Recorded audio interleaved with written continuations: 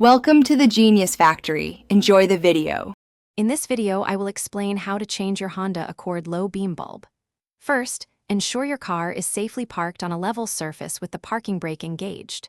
Then, open the hood to gain access to the headlight area. You'll need a new low beam bulb, typically a 9006 or H11, depending on your specific model, and a small flathead screwdriver. Remember, it's best to wear gloves to prevent oils from your skin from touching the new bulb, which can shorten its lifespan. Now, let's get to the bulb itself. The low beam bulb socket is located at the rear of the headlight assembly. On the driver's side, you might find it helpful to temporarily disconnect a battery sensor cable to create a bit more working space.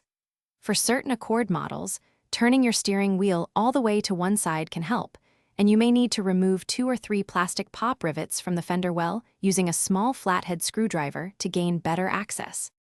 With access clear, first disconnect the electrical connector from the old bulb by pressing the retaining tab and pulling it off. Next, gently turn the bulb socket counterclockwise, usually about 1/4 of a turn, and then pull it straight out from the headlight housing.